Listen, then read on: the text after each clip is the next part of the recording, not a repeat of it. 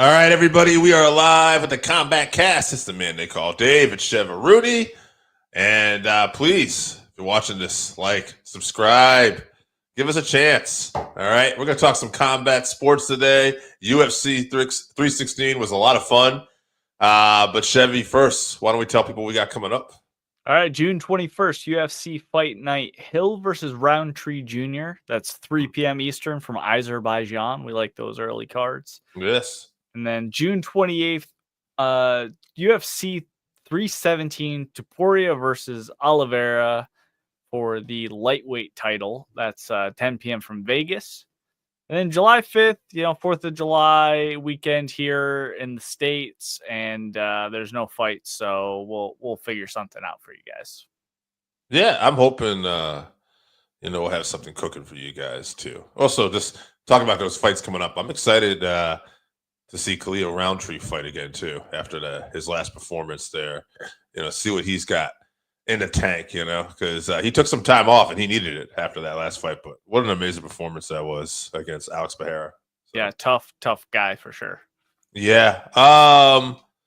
Well, I mean, why don't we just get right to the main thing? UFC 316. This was a lot of fun. Great card. For me, I thought anyway. I watched it the next day. I think you stayed up the whole night, so I'll get your input on that. But before we get to this main card, any fights that stuck out for you? No, I think the main card's got enough, or we can go over that. It was a very good card overall for sure. A couple violent finishes. This was more along the speeds of the UFC that I fell in love with, and that we should expect at this point. So hopefully we can get some more cards like this one. I agree. I mean, this was definitely, we said last week, this was a card that I thought was well booked in terms of the matchmaking, and I think that played out pretty well here. Although I would say, as we'll get into it, some surprises on the finishes. Like some fights that we predicted finishes, we didn't, and then some we did. So MMA, you never know what's going to happen. But yeah, I didn't do too great on picks this week, but let's see what we got here. All right, starting off, Vicente Luque versus Kevin Holland. Yeah, I think you talked about it and you called it the quickness of Kevin Holland was a big difference here. And this is the Kevin Holland I like to see. I hope we see more of this guy. I'll let you break it down. As you know, I always like to do this after the fights, like to play matchmaker. He kind of did. He wants to fight Colby Covington, in his opinion, the worst welterweight out there. I don't know if that's true, but I think at this point in their careers, it's a fun matchup, and I hope they book it. Yeah, I'd be down for that fight, too. I didn't know what was next for Colby. This is something exciting. Holland talked about not wanting to fight the top-level guys, kind of taking a shot at Colby, not wanting to do 5-round fights. So Colby hasn't done a 3-rounder in a while, I don't think so. No. Yeah, but this fight, I didn't get this one right. I thought Holland was going to win, but I didn't think that he would have the advantage on the ground. And I thought, speed-wise, that Luque would have the advantage on the feet. So I just got this one totally wrong. But Holland did win. And, it did come down to his grappling, which he is at Trevor Lutter black belt. And we talk about that a lot. It hasn't come into play so much because he's been up at middleweight where he's tall, but he's not strong enough. He's not thick enough for those guys, they're just too big for him. So down here at welterweight, his body's like the perfect physique. He's got really long limbs, and that grappling base. And he's creative on the feet with the long limbs too. So he clearly needs to stay at welterweight, which I think he plans on doing. So good for him. Luque's still around. He's still got some fun fights left in him for sure too. All right, moving on. Didn't get this one right either. No. Mario Batista versus Patchy Mix. I think a lot of people got this one wrong, actually, honestly. Patchy Mix came in with a lot of fanfare, rightfully so. He's looked real impressive outside the UFC. And I don't know if it's UFC jitters or Mario Batista was just really on his game Saturday. But I thought Mario Batista just beat him to the punch a lot. And obviously a boring fight he had previous to this with Jose Aldo that led to, Aldo retiring. But, maybe this is just a guy who's got high-level MMA. He's not worried about pleasing the fans. Some of his fights are going to make you happy. Some aren't. And, he's here to win. But at the end of the day, another win for Mario Batista. I think kind of keeping up here at bantamweight here with this, Aldo, and now he fought after Bellator. Let's go with the name value again. Maybe Davidson Figueiredo for his next fight. That's a big step up. It is, but he's got to – you're going in that direction, and Figueiredo's coming off a loss. So yeah.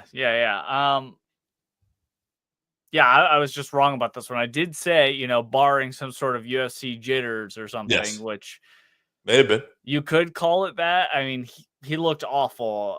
He was slow. He had no head movement, no takedown attempts, even though he's a jiu-jitsu phenom. No urgency, and the most concerning thing, no accountability after the fight. He gave all the credit to Mario, which is true.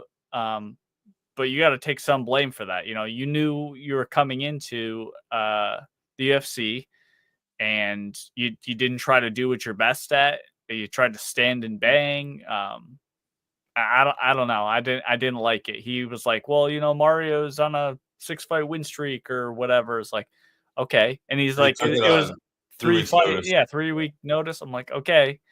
All those things are true, but where's the accountability? You're supposed to be a world beater here, man. Mm-hmm. So I don't like that for just the fights going forward. I could forgive you if you come to the UFC and you get the jitters or whatever, and it's a whole new program, a lot more pressure, and you flop on the first one. But if you're not going to take any responsibility for what happened, I don't think that's very promising for future fights. So I'm not off the Patchy Mix train by any means, but that was a bit concerning. So Mario Batista, he won again. He's a guy I'm loving, hating at this point. I think he's a villain, whether he wants to be or not. But keep winning, kid. Good job. Yeah. All right, moving on to Kelvin Gastelam versus Joe Peifer. Yeah, so we got this right, but we didn't. We said Joe Peifer was going to win. We thought he'd knock him out, and we looked like we understated it at first. Joe Peifer cracked Kelvin like in the first couple seconds. He went down. I felt bad for Kelvin at this time. I was watching them come out, and they were referencing Kelvin's fight with Adesanya about to be in the UFC Hall of Fame.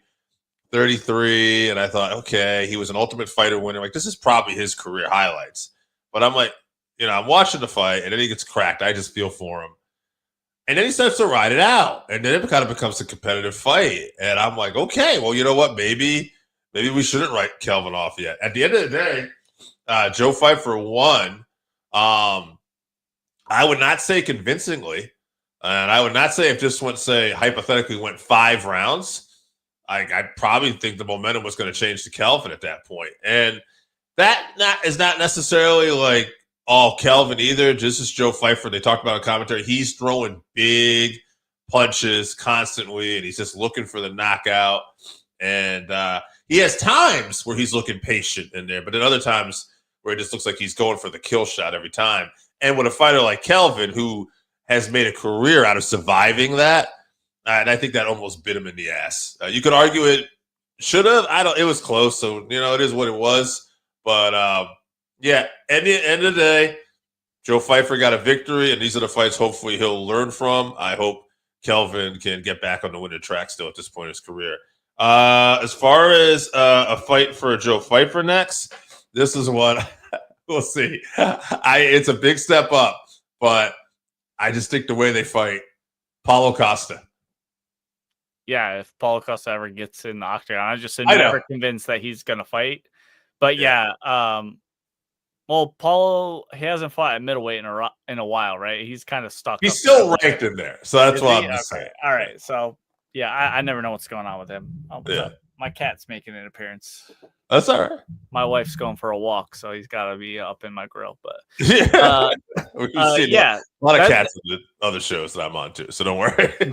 That'd be super fun for sure. I agree with your view of the Gastelam Peifer fight 100%. I really think it's as much on Joe for just looking for that knockout punch. If he was just a little bit more active just throwing some combinations that opens Kelvin up for those big shots more. So I don't think he really has a gas tank issue either. He seemed pretty fresh all the way throughout the fight. So he's still young, relatively young in the UFC. So if he wants a long title reign, his power can get him to a title for sure. But if he wants to be a reigning champion for a long time, he's going to have to round his game out a little bit more, I think. And I think he can and will do it for sure. But yeah, there's just a couple, you can nitpick here and there on everything, but good performance. But like you said, respect to Kelvin, that chin withstands. It's still granite. And he was definitely coming back at the end, finding some shots here and there on Joe. But yeah, tough night in the office. He's still got more, I think. I do too. Still got a little bit left. But all right, moving on. First bantamweight title fight of the night, Juliana Pena versus Kayla Harrison. We kind of called this one. I'll say this. She just looked strong. And Pena, I felt like her style just played right into Kayla Harrison perfectly. Yeah, I mean, there's not really much to say. Submission win for Harrison. She's the new champ. And I thought that exactly what you would want. Your most impressive performance in the UFC was when you fought for the championship, too. And after a time where she sucked a lot of weight and by all accounts had a really horrible weight cut, too. So, good on Kayla Harrison getting the job done. She's got the Amanda Nunes fight. That's the fight to make. That's the fight they're obviously going to make. So, yeah, good on Kayla Harrison and making history. Yeah, round 2, Kimura. When's the last time we saw Kimura finish? I feel like that was them, we saw those all the time back in the day. And then it kind of became like a meathead submission, and people figured out how to get away from it or avoid it. And but once a 2-time gold medalist judoka locks that onto you, it was a quick tap from Pena. So it was, she didn't really have much for Kayla, unfortunately. Kayla's just too strong, too powerful. Like you said, obviously Amanda is next. We know she's the greatest of all time. Both powerful on the floor, but she should have a extreme advantage on the feet just because she's very powerful. Oh yeah, she can take a shot. She's definitely faster. So it's a tough fight for Kayla coming up, but it's the most compelling fight in the women's division, any of the women's divisions since Amanda left, I feel like. So I'm so glad that she's coming back. And I'm very excited for this fight. It's the most compelling since Amanda Cyborg and Amanda Pena 2 after the upset the first time, which again, and now we all realize that. I was pretty convinced Amanda was going to win that one. I wasn't too. But I'm just saying, in terms I of think she was going to knock her out so hard that she went flying across the octagon. That's for sure. But yeah. All right, moving on to the main event: Merab Dvalishvili versus Sean O'Malley 2. Hey, you know what? Sean made improvements. I know everybody's going to talk about it went worse than it did the first time, but I think that was part of him taking more chances this time. Which I was saying last week, I think that would happen. I think he probably worked hard on trying to improve his takedown defense. There was moments where he kept, he got out of the takedowns. He was able to stand. He was able to avoid a few. But Merab is just such a machine, like his nickname says, right? He's just such a machine. And at the end of the day, when you open up on a guy like Merab, you open yourself up to taking risks. You open yourself to taking chances. You're going to get taken down. And then that's what happened. And he's a champion. And he kind of reminds me of Mighty Mouse in some ways, Merab, in the sense that, he gets this reputation of he's just going to have decision wins. But then he's so good that when you least expect it, he's going to submit you, right? That's his first submission win. And, I think you may even see a knockout here on Merab eventually too. But next, I got to believe, is Corey Sandhagen. Corey Sandhagen, I love Corey Sandhagen. He's definitely probably one of the more complete fighters in MMA. We shall see, because when Corey's fought some of these guys at this level, he hasn't been able to get it done. And Merab is that level plus. So, but it'll be interesting. But yeah, great night from Rob. Yeah. What was most apparent to me during the fight, which I thought about this as the fight was happening because I noticed it in the Nurmagomedov fight, is Merab's footwork and striking has gotten much better. Yes. So that paired with the threat of his takedowns, which are endless and coming all the time, plus his ultimate weapon, his cardio, it makes him a top 3 bantamweight of all time. I think, I think so. The broadcast team was talking about it. I see him, top 3 for sure. So yeah, I mean, who is? I was thinking about this top 4 bantamweights of all time, like Merab, obviously we'll say one, Cruz, and Dillashaw. I got Dillashaw, and then I mean I don't know like the 4th one. I mean he wasn't really and around enough. In his day was Yeah, I would say he wasn't around enough, but you could almost say Cejudo because of his all the championships because you have a lot of great bantamweights, but in terms of like championship runs, it's really a 3-person race. I feel like it's Cruz, Dillashaw, and now Merab. Yeah. So, yeah. And like you said, if he can start adding in those finishes to his game too, he could be a real star for the UFC because he's such a fun guy and really nice. He is one of the most charismatic people that have a belt in the UFC, and even if you want to call it a call out, his accepting of Corey being the next guy, telling him how he loves all his new content, how he thinks he's really funny. And they were talking in the back about, how they're both great and everything. So just a very likable guy who with just all the confidence because he has all the skills. So all the skills. I'm happy for him. Yeah. So Sean O'Malley talked about how, he changed his whole lifestyle basically coming into this fight, and he stayed after to do the post-fight interview or whatever with Rogan, and he looked very, very defeated. Like just lost, like he didn't know what he was going to do. So he was respectful to Merab, obviously. He called him a motherfucker. Yeah. In every great sense of the word. So I'm not sure what's next for Sean. I could see him retiring if he doesn't want to do it. I feel like he's kind of set up okay. I don't know if he wants to go back in the queue, but there's a lot of guys that he missed on the way up that would like a shot at him, I'm sure. I'd like to see him try his luck at featherweight. I don't know if he's big enough for it, but I definitely like to see him experiment. I feel like his frame, like he has a good frame. Yeah. He just needs to pack muscle on for sure. Now, Merab, I want to ask you about this question too, because obviously he's a smaller guy. But if you just skip over the line and you did Merab and Volkanovski, like what a fight that would be. Short kings. Yeah. That'd be a tough. Yeah, that'd be a tough fight. I do think Volkanovski is just too strong for Merab, but could Merab wear him down? Yeah. That'd be fun, but I don't think we're going to see it. I don't think Merab's really looking to go up there, but he's looking to dominate bantamweight right now, be the greatest bantamweight. Yeah. So. Yeah.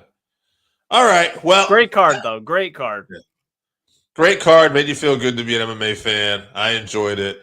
I ended up, I'll say this real quick before we go next thing. We talked about this off air last week. I ended up watching all the wrestling content that day that TKO had out. And then that started at like 3. And then the next event was started at 7. There was like a little break in between. And then that one finished a little bit past 10. So I was burnt out. I was tired. I ended up watching the UFC the next morning. I did avoid spoilers though. And yeah, I don't know. Without feeling even tired at all, it was just a great experience. I enjoyed the show tremendously. Yeah, I had no problem staying awake for this one. It was good. Yeah. All right, let's get it. UFC Fight Night. Usman is back. The former welterweight champion versus Joaquin Buckley, who's been on a tear lately. I like this fight. We're going to talk about this one and the co. Are there any other fights that got your eye? Yeah, this is actually a great card. So on the prelims, Ricky Simón versus Charles Jourdain. That's a very fun fight. Ricky Simón holds a win over Merab. He does, yes. He choked him out. He didn't really, right? Controversial, but yes. Yeah, very controversial. But Michael Chiesa versus Court McGee, a couple of old Oh, that's timers going at old it. school guys. That's a fun one. And then that Paul Craig versus Rodolfo Bellato fight that was rescheduled. That one's on the prelims for this one as well. All right. This co-main event caught me off guard. I forgot this. I looked at the day. I was like, whoa. Well, the undercard. So this starts at 10 p.m. from Atlanta, right? It's a 6-fight main card. So on that undercard, Cody Garbrandt versus Raoni Barcelos. Edmen Shabazyan versus Andre Petroski. There's a couple of good fights on this card, but let's get into this. This is a 10 p.m. main start, though? Yeah. This is watching on Sunday. Although the boy is on vacation next week, so maybe I'll stay up late. We'll see. But co-main event: Rose Namajunas versus Miranada Maverick. Miranada Maverick is 15-5, 1 KO, 7 subs, 7 decisions, 4-fight win streak. She's won 6 out of her last 7. She's 8-3 in the UFC. Thug Rose, she's 13-7, 2 KOs, 5 subs, 6 decisions. She's 2-3 in her last 5 fights, though. Most of her success was at strawweight. She was a 2-time champion there. Performance of the night 3 times. Fight of the night 3 times. She was always very exciting at that weight class, and I feel like she's been good at this weight class, but just not quite there. I don't know. It's kind of hard to pick, but I kind of just got a feeling that this is going to go to Miranada Maverick. I feel like she's going to edge this out. You know what? No, I'm going Rose. Forgot I said any of that. I'll go Rose, and I'll go 3rd round sub. Like you said, Miranda on a 4-fight win streak, but hasn't beat anyone near the level of Rose. So in her prime, Rose was one of the best ever. But I don't think she has that much of a desire for fighting anymore. That's why I thought about not picking her for this. Yeah. So I could be totally off on that for sure, but that's just the vibe that I'm kind of getting. She doesn't fight very often. Well, she has more recently, but there were long periods where she didn't fight. Like you said, she went up a weight class, and all these grapplers seem to be giving her a difficult time. And Miranada Maverick is a grappler. So Rose should be more technical on the feet, but I just see Miranda taking her down and grinding out a win. That being said, I hope I'm wrong, and we get like a prime Rose, and it'd be very fun. But I'm going to pick Miranda by decision. All right, main event. Main event: Kamaru Usman versus Joaquin Buckley. Joaquin Buckley's 21-6, 15 KOs, 6 decisions. He's on a 6-fight win streak. 4 of those were finishes. He's 11-4 in the UFC overall. Performance of the night 5 times. This is a guy who's he's stopped Colby Covington, Stephen Thompson. So he's been impressive lately. Usman, though, 20-4, 9 KOs, 1 subs, 10 decisions. He's a former welterweight champion. He's lost 3 in a row. Now, mind you, he lost his title in a late rally head kick in a fight that he was winning.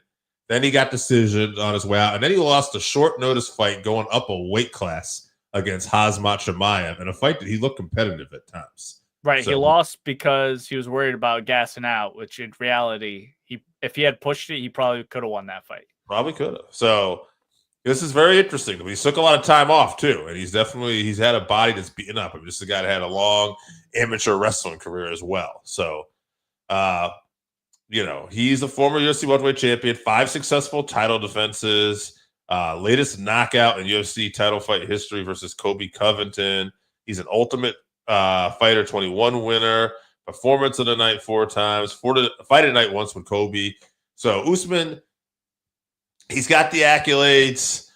The thing that I don't like about this for Usman is that time off. Sometimes that's great, but when you're going against Buckley here, who I feel has been more active and he's putting it together right now, momentum, I think, is what plays the factor here. It's a 5-round fight. I'm going to say Usman is going to Buckley is going to do to Usman almost what he did to Colby, except for I think it's going to be more competitive, but I think it's going to be a late finish, and I'm picking Buckley in round 5 TKO. Yeah, Kamaru's 38 also. So Yep. he's 38. He hasn't fought since October of 2023. Like you said, last 3 fights, all losses. In that time, Kamaru was off. Buckley KO'd Vicente Luque, Yep. Wonder Boy, and Colby Covington. Plus, he has a decision win over Nursultan Ruzabezov, who is a monster. All the names you can't pronounce, the guys are monsters. Yes. I don't know what the odds are, but I assume Buckley's a pretty large favorite. Similar to the last fight, in his prime, Usman was one of the best of all time. Yes. But unfortunately, I'm with you. I think he's going to get finished in this one. Buckley's so fast. He's so explosive, so powerful, and really hungry for his chance at welterweight gold. So Joaquin Buckley, I'm going to say 3rd round TKO. Okay. All right, guys. It was a great night of fights last weekend. Hopefully we get another great fights this weekend. Chevy, why don't we tell people we got coming up one more time? All right, June 21st, UFC Fight Night, Hill versus Roundtree Jr. That's 3 p.m. from Azerbaijan. And then June 28th, UFC 317, Topuria versus Oliveira, 10 p.m. from Vegas for the vacant lightweight belt. And then July 5th, holiday weekend, big holiday weekend here, especially for in the industries that Dave and I work in. So no fights, but we'll come up with something for you guys. We'll see what we do. All right, guys. Thanks for tuning in. Don't forget, like and subscribe. And hey, enjoy Usman versus Buckley this weekend. We'll see you next week, guys.